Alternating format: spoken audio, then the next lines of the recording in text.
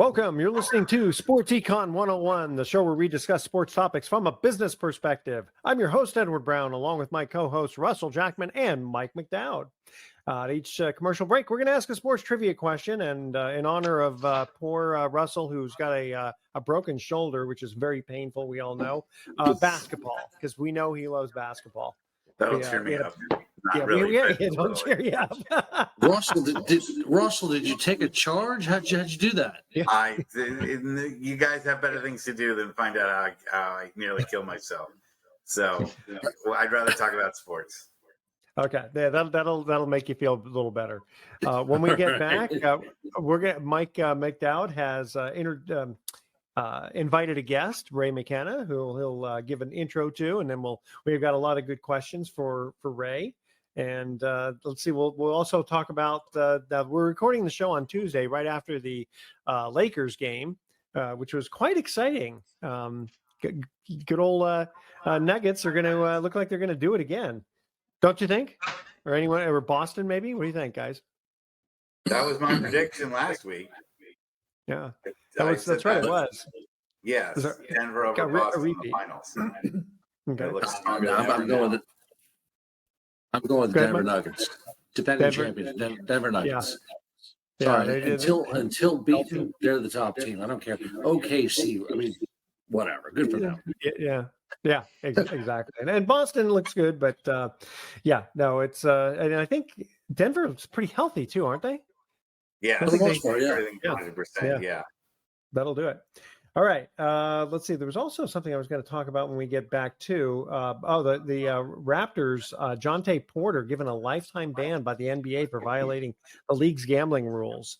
But it got worse, and we'll talk about that too. Okay, so stay with us, Sports Econ 101 fans. We're going to be right back. Don't touch that dial. We're going to introduce Ray McKenna when we get back from the break.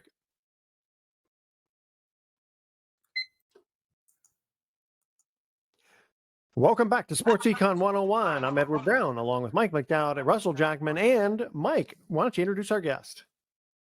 Hey, before I introduce the guest, I just want to mention congratulations to Aaron Boone, who's ejected 5 pitches into the A's game the other night. So good for you. Good for you, Aaron. Yeah, and then they didn't eject the fan, did they? No. 5 pitches and you're gone. Wow. Well, listen, very special guest today. In fact, I'm going to pick up his book. We want to say hello to a friend of mine. His name is Ray McKenna. He is the author of this book right here, Feeling the Draft. Interesting enough, Ray is from Washington, D.C. He's an attorney who's actually general counsel and general services administration during the George W. Bush years. He's the founder and president of Catholic Athletes for Christ. That's how Ray and I originally met. Ray has been involved with sports ministry over a number of years in Virginia. And one of the things that Ray has a lovely wife, and one of the beautiful things that Ray also is a proud father of 7 children. Wow, Ray, you are a busy man. Welcome to Sports Econ 101, and heard coast to coast around the world on the Armed Forces Radio Network, Sports Byline, and the Sirius XM. Ray, so glad to see you. Welcome aboard of the show. Thank you. It's great to be here, Mike. So, Ray, I was just kind of curious. You're really into baseball, but you didn't have enough kids for a full team. You got for a basketball team and a couple of substitutes. Kind of missed that. Okay, that's all right. Go ahead. Hey, Ray, I guess number one, you wrote this book. By the way, there's we'll get into it a little bit, but there's a little bit of a San Francisco Giants connection to this book. I mean, there's so many questions. Baseball has there's so much diversity in baseball and elements and this and that. But what was the impetus for writing this book? Explain the crux of what this book is about, because it's really about the art form of scouting. Am I correct? That's right. It's about baseball scouting, a very long and honorable profession. And the reason, the genesis, I guess, the motivation for writing it was I've been involved in baseball in one capacity or another for most of my life. And I've gotten to know a great many baseball scouts a long time. And most baseball scouts are what they call lifers. Baseball is the only job they ever had from about the time they're 17, sometimes the time they're 90. And I find them, the individuals and the profession, absolutely compelling and fascinating. And I listened to some of their stories and I thought, wouldn't it be great, like, to just have a book that kind of compiled some of these, that told the story. And many times, like, we have a chapter in the book that speaks about the Yankees dynasty and the unsung role of scouts in building that great dynasty back in the days of Garrick and Ruth, all the way to the present. And it's just a wonderful, compelling, I think, interesting story. So that's why I wrote the book, Mike.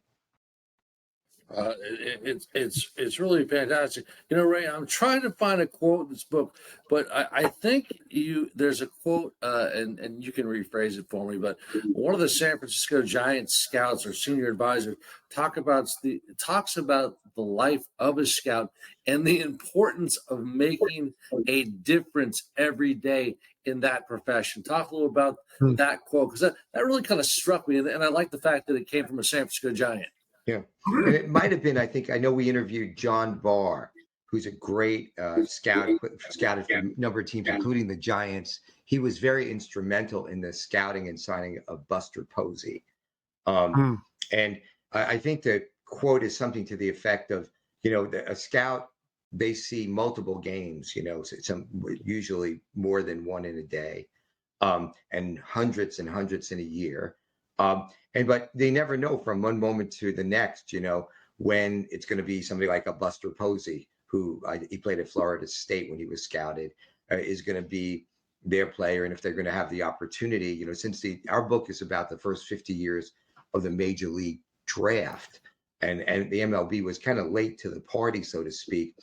Their draft, the MLB draft comes after the NBA draft, after the NFL draft, and the big change from the pre-draft days to current days is you can be a scout and you can have a great player that is in your area and nobody knows about him. You're really excited. And in the old days, you just like hit him and sign him.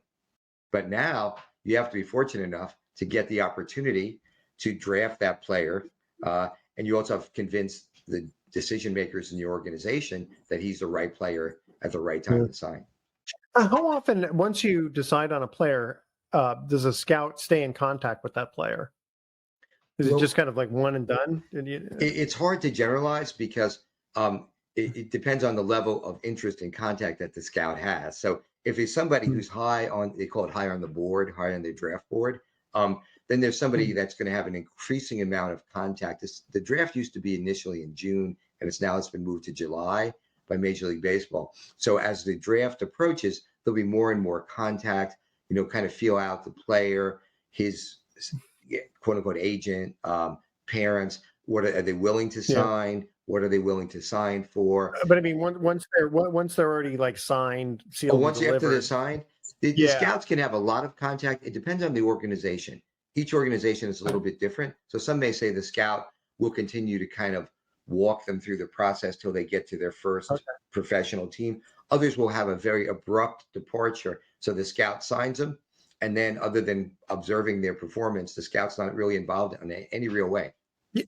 I can imagine the pressure on the scout because, you're it's kind of your name behind the player. Is okay, don't let me down. And hopefully the games I saw were really good. It's a great point. Because how many games generally will once you get an interest in a player, will you watch before making a decision? There's no set amount. I mean, it depends on kind of where your area is.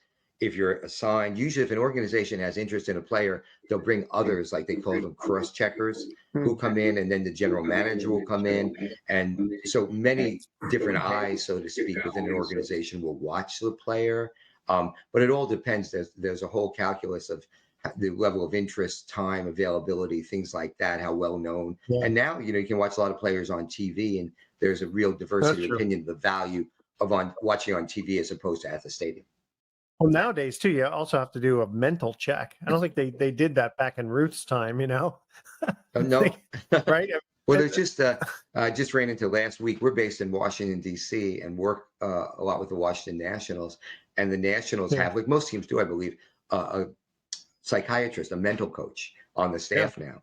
And that's, would have been unheard of, 20 years ago, let alone back in the day. Is Mike Shapiro still with, or did he go? I think he went to the Baltimore Orioles. He's I think he's in the legal department. He was with the Nationals some years back. I don't know if you know. I don't think he's any longer with the team, but I know the name. Oh, okay. Because he kind of went back and forth. He lived in our area, and then he went back and forth. Guys, we're going to cut to a break here pretty soon. When we come back, we'll have a lot more questions for Ray McKenna. And Russell, you have to make sure that you jump in after taking care of your shoulder there. I know it's going to be hard to talk with a broken shoulder, but man, a broken shoulder, man, that's just painful even thinking about that. I don't want. All right, you guys ready? The more we talk about it, the more I think about it. So I'd rather. Okay, let's not talk about it. Sorry about that, my friend. All right, our first trivia question. We're talking basketball here. Who was the first player to be drafted directly from high school to the NBA? I know the answer to that. That one? Do you know that one, Russ? Yes. I know it too. Oh, you do? Go ahead, Russ. Well, we're waiting until after the break. I was going to give you the year, but maybe we'll do that afterward. All right. That's our trivia question, is who was the first player to be drafted directly from high school to the NBA in a certain year? I won't tell you the year yet. All right, stay with us. You're listening to Sports Econ 101. Don't touch that dial. We're going to be right back.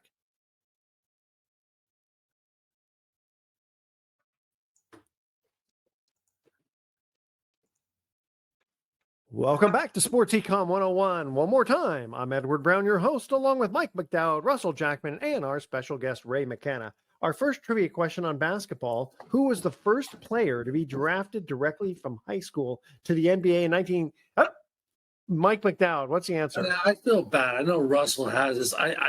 Hey, Russell, I'm not going to say a name. Does his nickname BBM?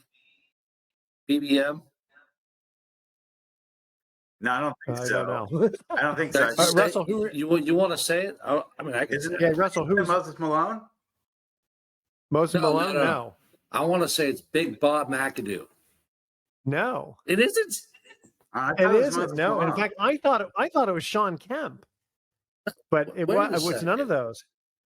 Okay, who was the guy known for breaking rims before the breakaway rim? Off the backboard.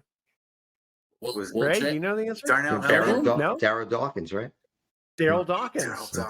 Darryl Dawkins was the first player to be drafted directly from high school to the NBA in 1975. Okay, wow. I thought it was Moses Malone. I thought it was Bob McAdoo. Well, there we go. So all right. What do I know? All right. Mike, you want to reintroduce our guest to the audience?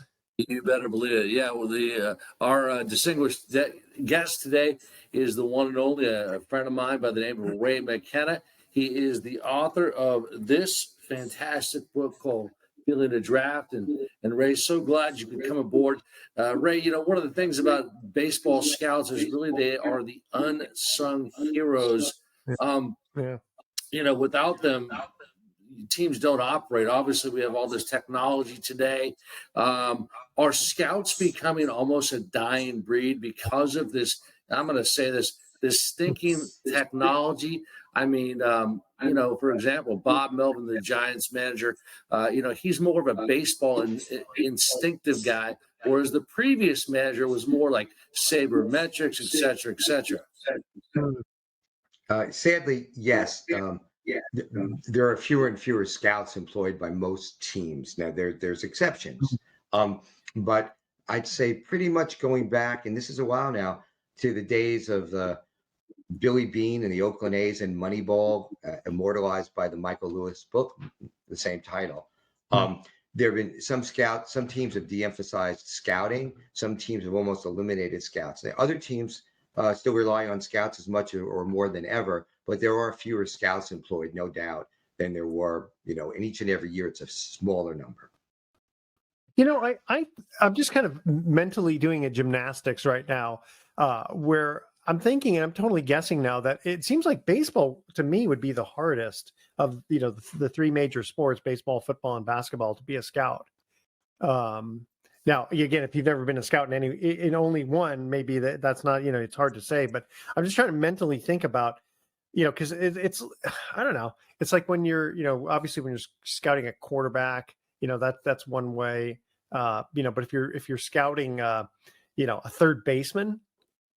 Yeah, okay, how many times does the ball get hit to him? And then you got to look at his batting average, because it's both offense and defense. What do you guys think? Do you think it's the hardest of all of them, gentlemen? I definitely think so, Edward. I think that by a factor of, I don't know, 10 maybe, it's very difficult because you have a bigger pool by and large to speak. In terms of the teams that are out there that you're looking, beating the bushes, and there's a lot that goes into it. So many games, and then the volume of the games. You get more opportunity, but then you have to all the more complications that come with that opportunity. Sure. Can I ask you a question? I noticed one of the questions we were going to ask you here, which sounds kind of fun. Can you recount the Yogi Bearism retold to you by legendary scout Ron Rizzi? Yeah, it really is. And I don't know about you gentlemen, but I thought I'd heard every Yogiism there ever was multiple times. And then my good friend Ron Rizzi, who's a legend in and of himself, he's another baseball lifer. He's been in baseball for about 60 years. He's a close advisor to the general manager of the San Diego Padres right now. And he knew Yogi. There's a picture with Ron and Yogi in the book. And he tells a story where when Yogi was playing, the New York Daily News was the major sports organ, and they had a legendary writer. You may have heard of him. He's passed away many years ago, named Dick Young. And Dick Young walked into the clubhouse, and Yogi had a copy of the box score from his newspaper. And he said, Dick, I need to speak with you. I've got a problem here. He says, yesterday, I went 5 for 5, and in the paper it says 4 for 5. And so Dick says, Yogi, calm down. It's just a typographical error. And Yogi looks at him and says, no, it wasn't a typographical error. I swear it was a clean hit. It was a clean hit. Yeah. There was a great documentary on him that I just saw a couple of months ago. It was awesome. There were a couple of other Yogiisms that you got to figure he was probably really smart, and he was very quick witted. Yeah. And if you don't mind my just adding something, a great story about Yogi that if it's a documentary his granddaughter produced that I don't think many people know. He was a World War II hero. He was in the landing in Normandy, and he had earned a purple. He earned the Purple Heart, but he didn't want to receive it. He asked that he not receive it because he didn't want to worry his mother that he was injured. Yeah, I heard that. It's so funny. Joe Garagiola, his good friend, grew up best friends with him, right? And they interviewed Joe and said, he was talking about Yogi. He says, yeah, it's kind of strange because he says, when you make it to the majors, you think, you're the best guy in your state or whatever. He goes, I wasn't even the best player on my street. It's like, Yogi. We got time for a good questioner.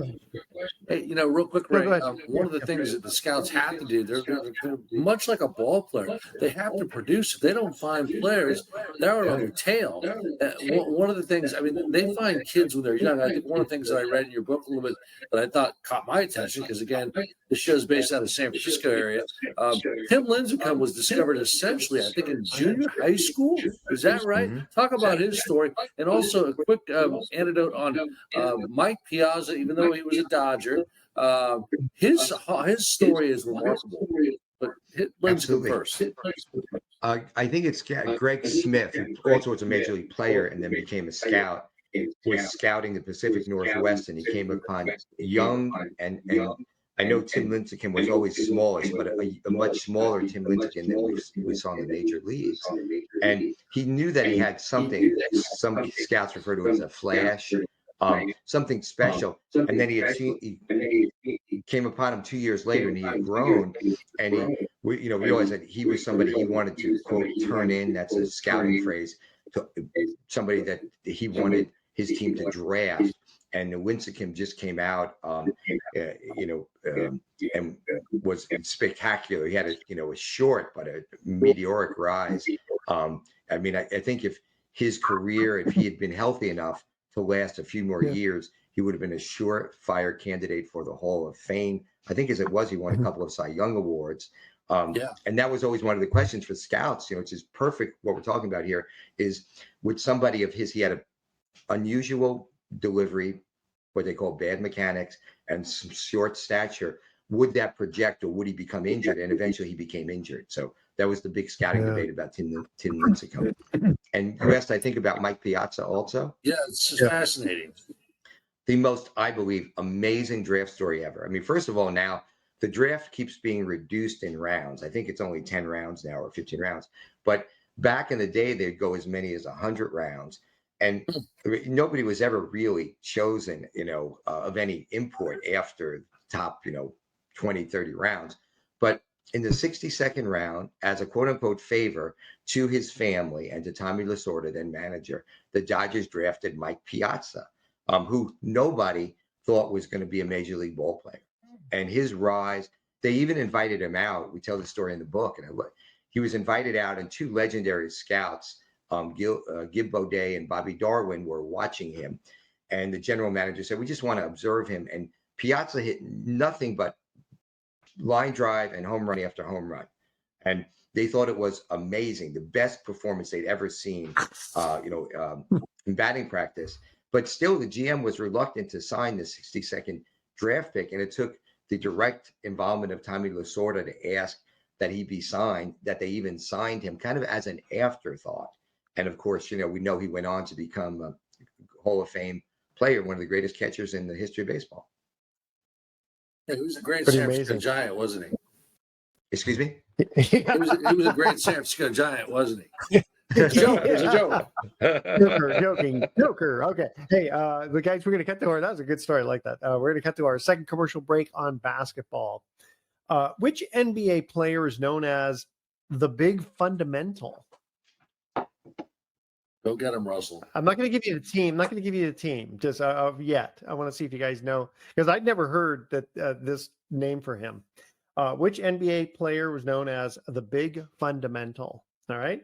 That's our trivia question. When we come back, we'll continue on with Ray McKenna. I'm sure he's got some more fun stories to talk about scouting in baseball. Don't touch that dial. We're going to be right back.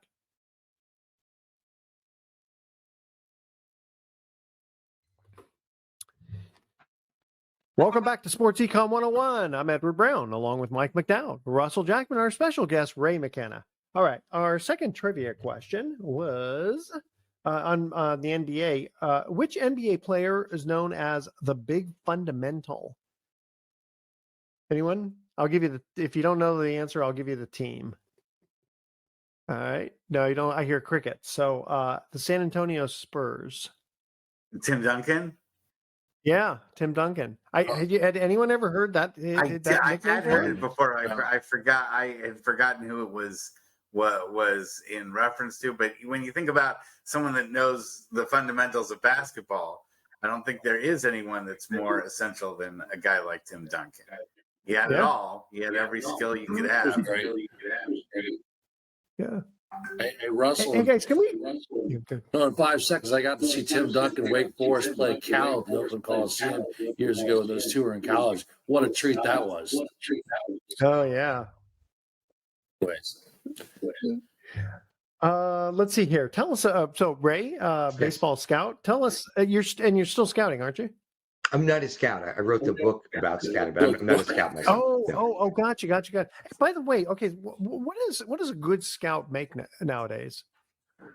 I don't. There are various levels of scouting. There's professional scouts. There's amateur scouts. There's something called bird dog scouts, which are just kind of people doing it, as a part-time endeavor. But I don't know exactly what it is, but I can tell you they're grossly underpaid. And a lot of the scouts, a lot of good scouts, only make like some $60,000, maybe $80,000, Really? Wow. if the higher Yeah, but end, they get a lot of frequent flyer miles. or a lot of driving. There's a great story about a And scout driving. because they get reimbursed, for the mileage. And one scout had Yeah. turned in about 3 times the amount of miles, hundreds of thousands of miles that he possibly could have gone. And his executive GM was questioning his expenses, and he's trying to explain that he had an extremely long driveway when he went home that added extra mileage to it. That's good. I like that. So let's see here. Tell us about the so-called diamonds in the rough and can't miss prospects. Diamonds in the rough. One we just discussed. One of them, probably the greatest of them, which is Mike Piazza. Mike Piazza, And we have a chapter on that. And other players who really weren't, that highly thought of. Like another one is the retired left-hander for the Chicago White Sox, Mark Burley, who wasn't very well regarded in the scouting community because he was a soft tosser, and he had a good major league career, all-stars. But he kind of came out of nowhere. And then there's a second baseman. He wasn't a star, but he had a good 10, 12-year career. Frank Menachino was a second baseman. He played for the White Sox and the Oakland A's. And it's a great story. Another very late round choice. I think 57 round, maybe something like that. He was drafted by the White Sox after they had drafted the general manager's daughter. The general manager, I think, was Ron Schuler, and his daughter played softball. When it was kind of back then uncommon to even have women's softball. And she was drafted like 2 rounds ahead of Frank. And I got to know Frank, and he was mercilessly kidded by his teammates that he was drafted 2 rounds after the GM's daughter. But he just used it as motivation, and most of the people that kidded him never made the major leagues. And as I said, he played for a good long time. Very good. And why don't you tell us about some of the cutthroat competition in the old day of scouting prior to the MLB? Well, it's very different back in the day before the draft because many scouts tried to identify players from, very remote rural areas. And then once they identified them, to hide them so other scouts didn't find them. My favorite story, it's in the book, is there was a scout, Chuck Coney was his name, with the Red Sox. He had played baseball. This is going back almost 100 years. And he had injured himself, and he had a artificial prosthetic leg, and he was bunking up with another scout. And in the morning, he took his leg off each night before he went to bed. The scout stole his artificial leg and put it in his trunk, so he couldn't get out to see the player and sign the player. So he beat him to it. So then that's probably the most fishing example. There's another one. There was a legendary scout for the Cincinnati Reds, and he used to, in a briefcase, carry around his set of X-rays. And whenever another scout was getting close to a player who he wanted, he would say, "He looks good. What do you think of that boy?" They'd say, "Yeah, we really like him." He said, "Too bad about that back." And they'd look at him, and he'd pull out the X-ray, and he said, "Have you not seen the X-rays about his back?" Of course, it wasn't, but it was some bogus X-rays. But things like that. They're just amazing stories of the level of competition to try to get I was going to say a leg up, but that would have been a bad pun, I think, to get ahead of the other scouts. Right. Hey, listen, Ray McKenna is our distinguished guest this morning. Wrote the book "Feeling the Draft." Ray, a scout will go to many games throughout a year, but when did they? I guess it's like in any other business, music, for example. But when does a scout go, "This is it. This is the guy. I know he's a bonus baby. He's going to the bigs. He's our guy." When, does that happen? And then what about the disappointment when that player that he says he's it fails? It's a great question. There's many different experiences.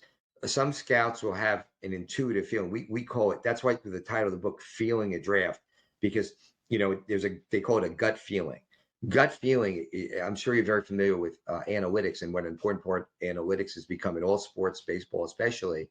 And the analytics community would make fun of this idea of having a feeling that you have like some instinct about a player, because it's not subject to being analyzed by statistics and analytics. But scouts will tell you that their feelings probably aren't just, hey, I have a feeling I woke up today, but it's the result of their 50, 60 years of looking at baseball and say, this guy has something special. And you may get that the first time you see somebody, Mike, or it might be the 10th time. So it really depends on the player and the instance. My dad told me a story that I don't remember the guy's name, but it probably was in the 1940s. There was a player, and what they would say about this guy was he couldn't run, hit, or steal, but he could beat you.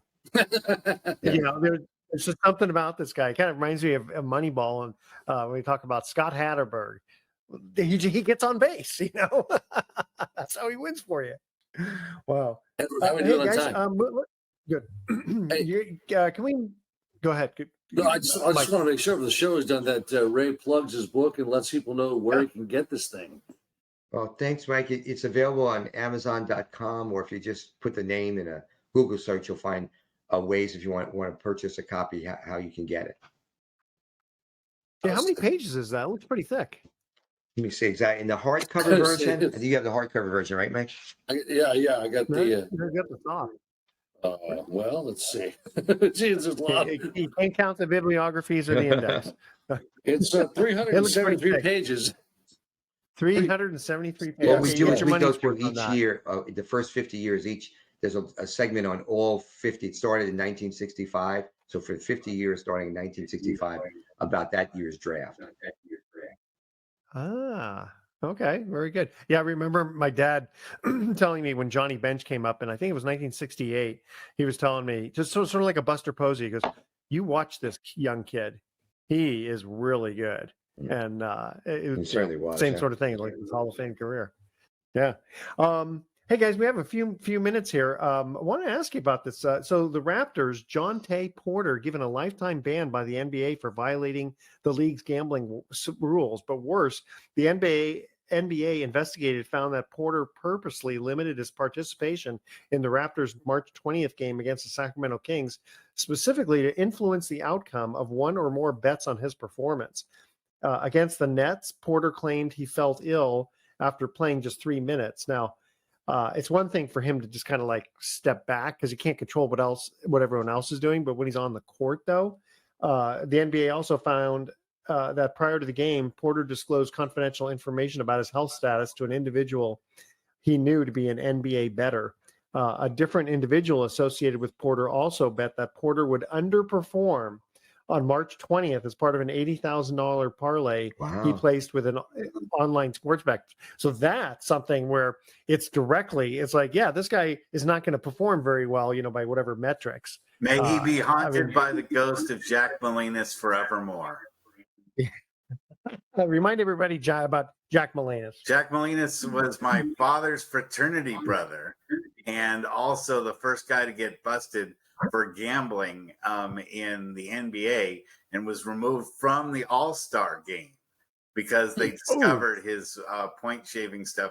They'd done both at Columbia, when he was at Columbia, and also with the NBA. And also, I think he was the last player ever to be drafted by the NBA from Columbia University. I can't think of another Columbia University. Columbia has one of the worst basketball teams in college history.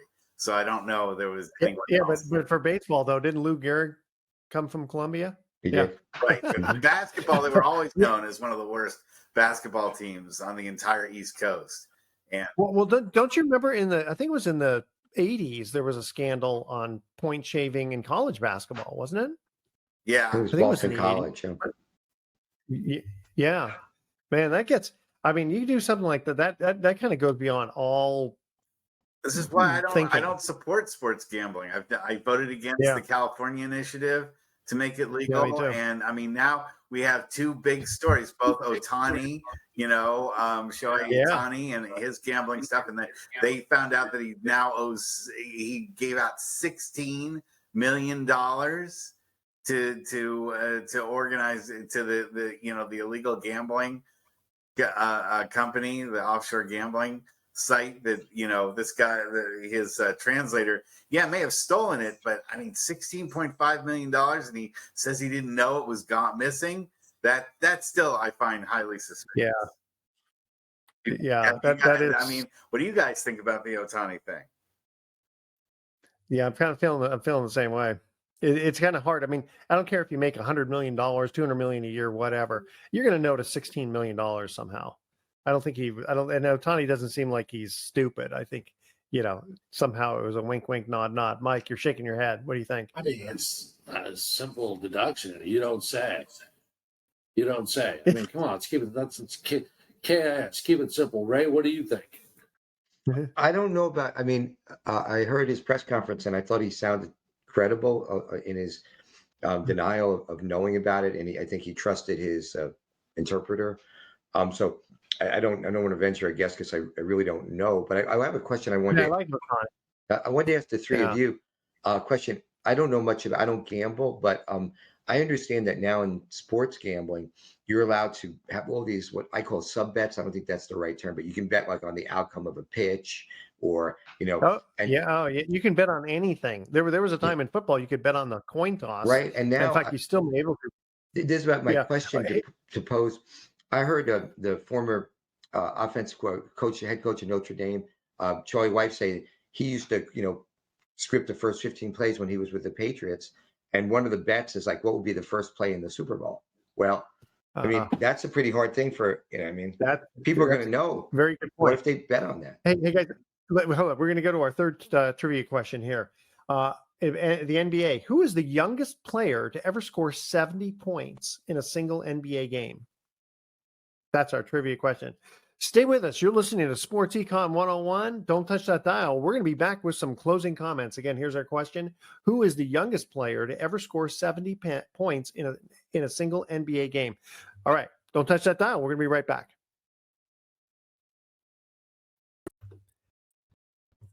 Welcome back to Sports Econ 101. Last time for today, I'm Edward Brown, your host, along with Mike McDowell, Russell Jackman, our special guest, Ray McKenna. Third trivia question on the NBA. Who is the youngest player to ever score 70 points in an NBA in a single game?